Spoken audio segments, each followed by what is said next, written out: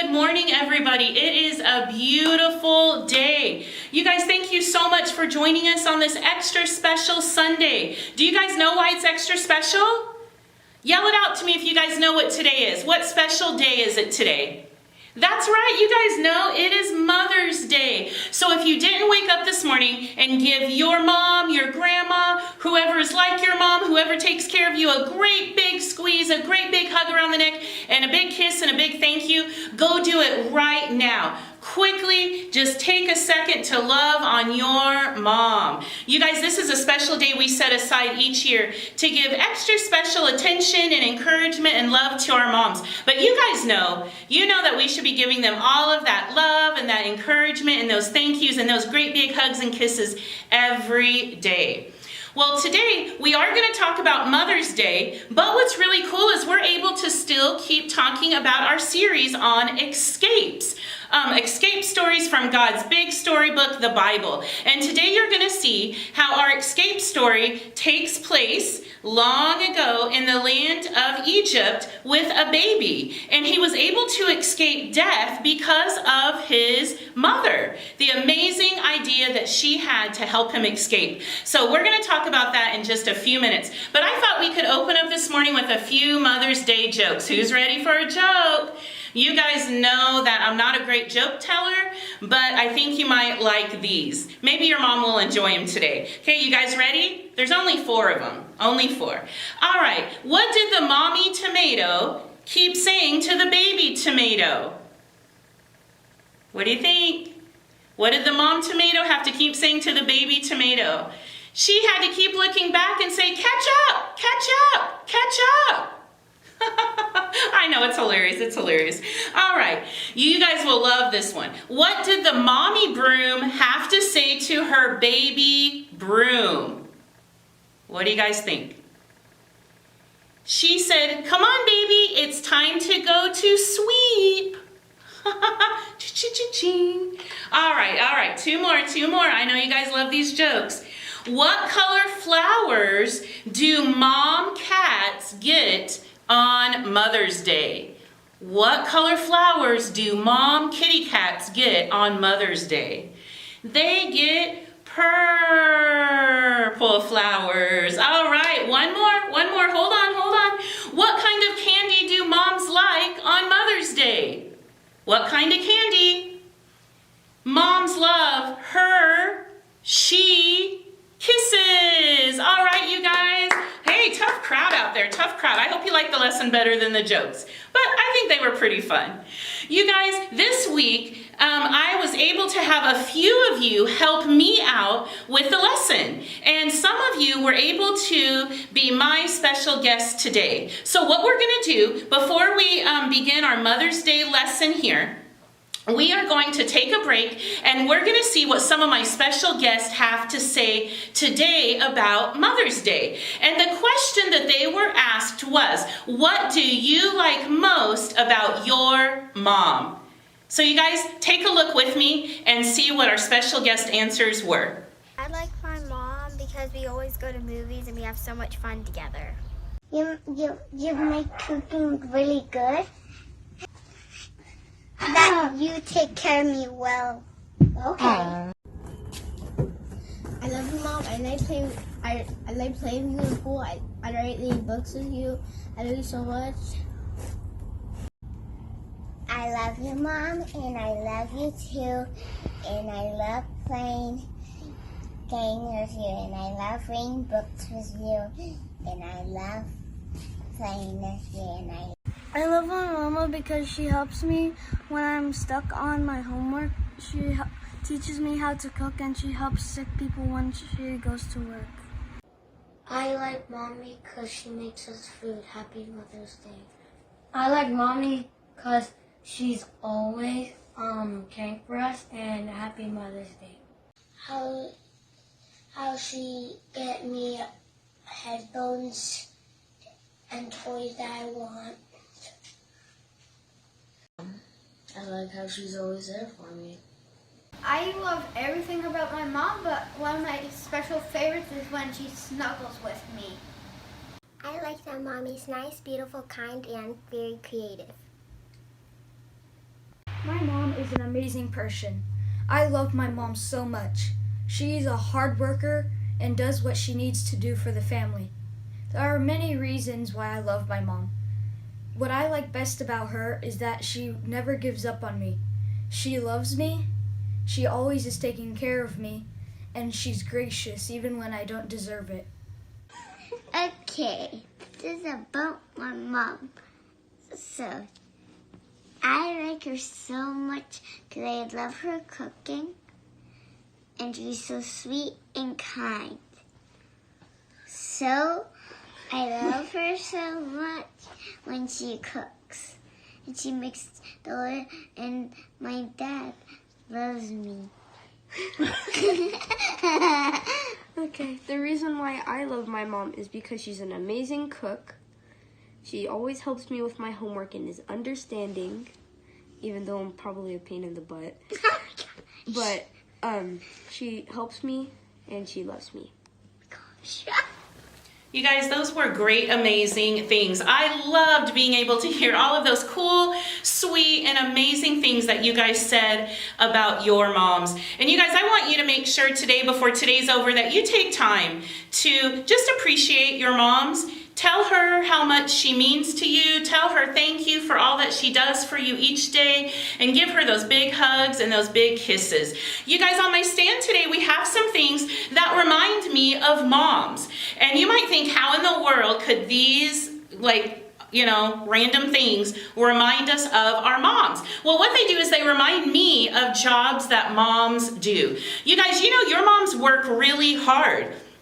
A lot of your moms have jobs even outside of your home where they have to go and work in an office or a store or whatever. So they're doing all of that kind of work, but their biggest work is at home, right? Mommies get up early and they go to bed late and they work hard. Now, I know your daddies work super hard too, and grandmas and grandpas and aunts and uncles, but today we're talking about moms since it's Mother's Day, right? And your moms work so hard for you. So what we're gonna do is we're gonna play a little guessing game. I'm going to hold up an object and you're going to tell me what job that would represent your mom doing or being, okay? So I'm going to hold up first this. I'm going to hold up this hairbrush. What job would that represent that your mom has? Well, it makes me think of a hairdresser, right? You go to the salon and you get your hair done or cut or colored. Moms are hairdressers, right? They fix your hair, they comb your hair, they gel your hair. A lot of your moms cut your hair. And so one job a mom has is being a hairdresser. What about something like Band-Aids?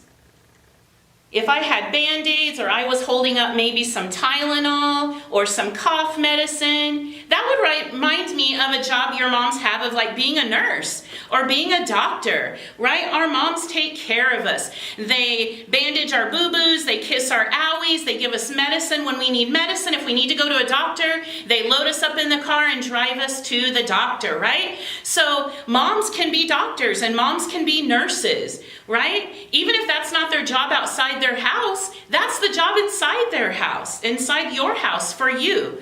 What about this big mixing bowl? What about this? What job would this remind you of that your mom has? Well, this reminds me of a really good cook or a chef, right? Moms are chefs. They cook meals all the time for us and they pack our lunches. Are you beginning to realize moms have a lot of jobs, right? Hairdressers, doctors, nurses, they're cooks, they're chefs. What about this? What about this? If I had a spray bottle and a duster, yeah, this is a big job for moms. Moms are housekeepers, right? They keep our house nice and tidy and clean and neat, and they try to teach you to do the same thing with your room, right? You guys, moms are so busy at home being the cook and the cleaner, and they're being the hairdresser and the nurse and the doctor. And what about this? What about this snazzy hot pink Corvette? I bet your mom would like to drive around in this. What job would this remind you of car? Well, your mom's like a chauffeur, right? She's a taxi driver or an Uber driver, right? She loads you guys up and takes you everywhere you need to go. Now that job has gotten a little bit easier for moms right now, but when everything else opens up, moms are driving you everywhere all day long. You guys, moms put their needs and their wants and their desires, things that they would like to do or have, they put those like off to the side, right? So that they can have time to do all of these things for you. And you know why they do it? Because they love you. Your moms love you guys so much. They love you so much that they do all of these things for you. They take care of you. They love you, right? And they do it from the goodness and from the love of their heart. It's like our Heavenly Father. It's like the great love that God has for us. God's love is unconditional. It doesn't give up on us. It doesn't leave us. And your mom's love is the same way. Now, you know, sometimes we can drive our moms crazy. I used to do the same thing. I would be sassy to my mom or disobedient or just in a really bad sourpuss mood, right? But my mom still loved me no matter what, even when I was in those type of moods or even having really bad behavior. It's not a good thing to do to our moms, right? But sometimes it happens. But you guys, your moms have that unconditional love, just like God our Father has for us. Today we're going to look at the unconditional love of a mom in the Bible, in God's big storybook. And this story takes place in the book of Exodus. And this is about an amazing lady named Jochebed. And if you remember, Jochebed was Moses' mother. Now, yes, a few weeks ago we talked about Moses, but we talked about the story of how he delivered God's people out of Egypt, right? Out of being slaves for the Pharaoh. But today we're going to talk about his beginning in life with his mom, Jochebed. So before Moses was born, he already had two siblings. He had an older brother named Aaron and an older sister named Miriam. And Moses' family, they were Hebrew, they were Israelite people, but they were living in Egypt. Remember, at the time of bondage, right? They were slaves for the Pharaoh.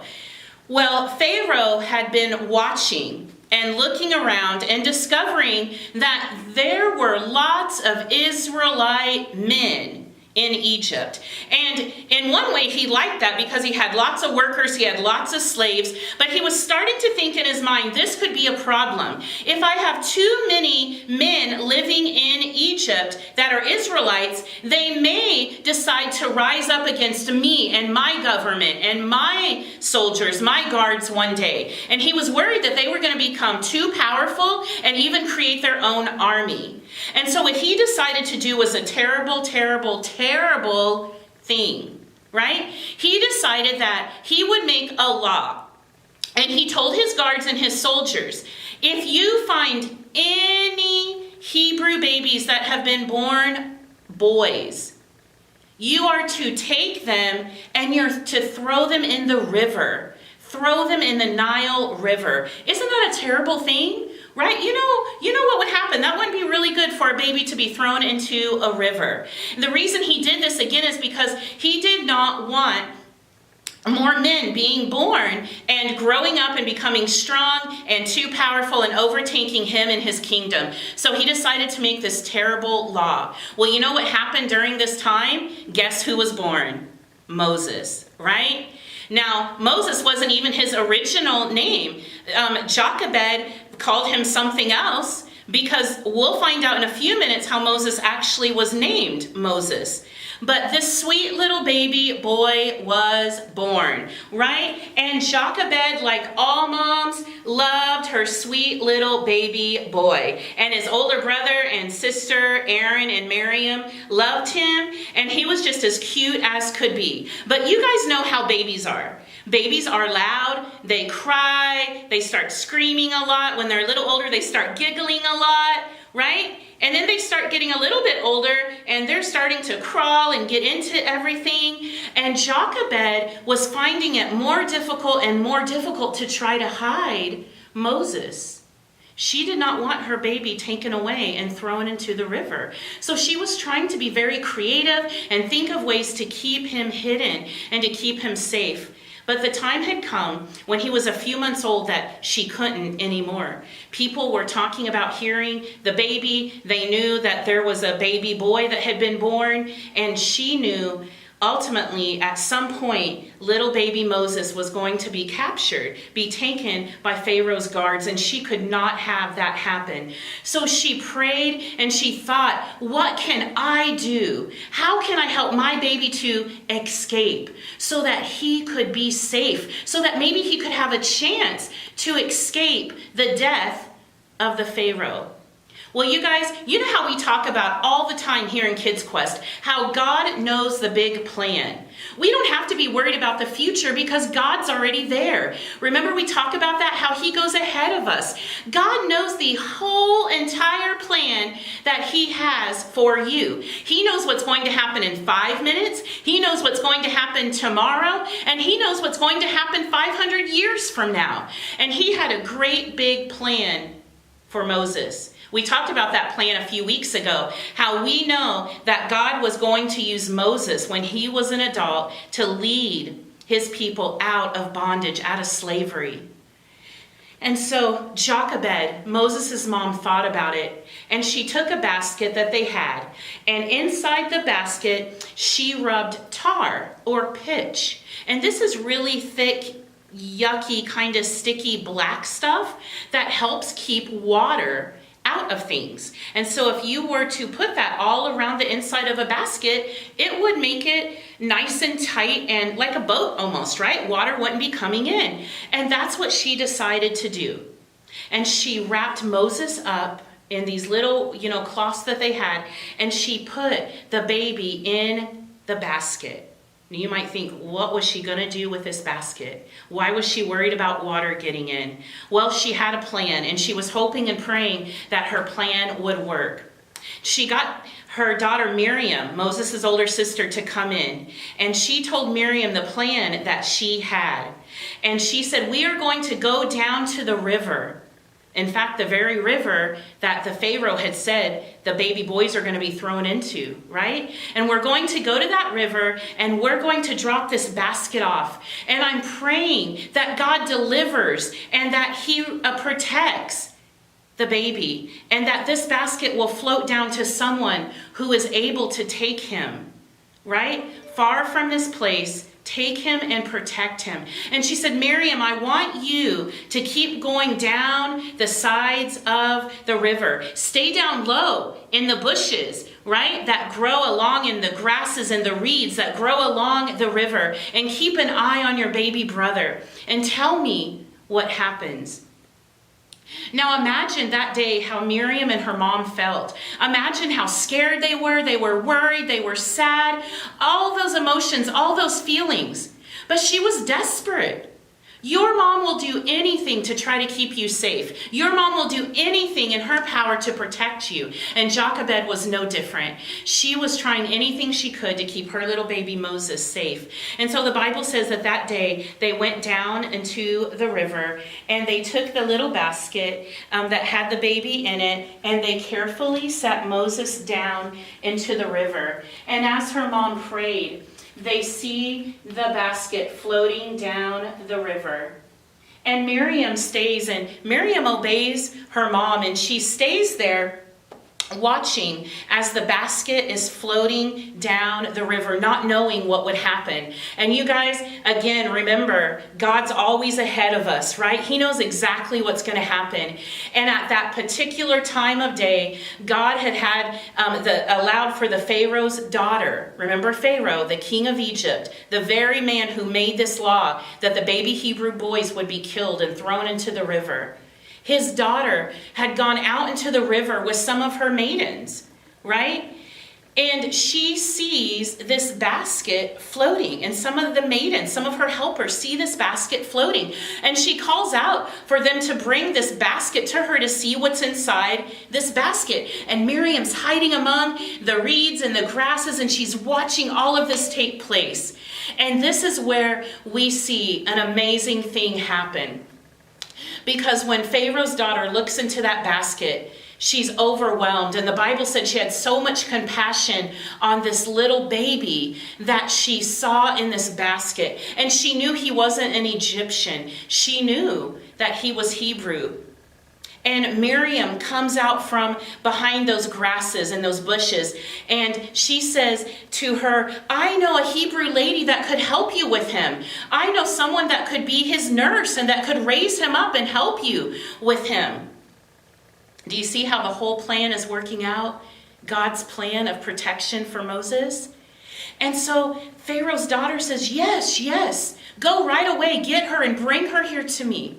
Can you believe how all of this worked out?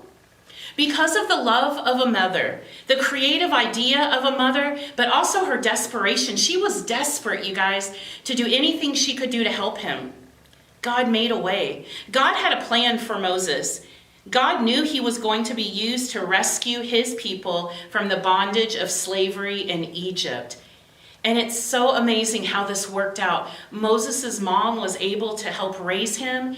Pharaoh's daughter, royalty, she's the princess, ends up adopting him, right? And he lives right there in Egypt in the palace. God was preparing Moses. He was paving the way. He was making the way for these amazing plans he had for Moses. You guys, I know you remember a lot of this story, but I just wanted to touch base on it again, just to remind us of how powerful God is and the plan that God has for you guys and the plan that God has for your moms, right? God blessed you with the mom he gave you for a reason, right? You've been blessed with that mom that you see right now for a reason. I want you to love her. I want you to honor her, and I want you to respect her. The Bible also tells us in God's big storybook, the Bible, how we are to treat our parents. And those are 3 ways that the Bible tells us that we should treat our moms: with love, respect, and honor. Think of ways that you can love her. Think of ways that you could honor her by helping her, by obeying her. And those are ways that we respect our mom as well. You guys, we love you so much, and I hope you have a great day. Just remember today again, love on your mom. Remember this awesome story of Jochebed and Moses, how a mother's love will protect, how a mother's love will do anything it needs to do for her child. And tune in next week for our next great escape. I love you guys. Bye.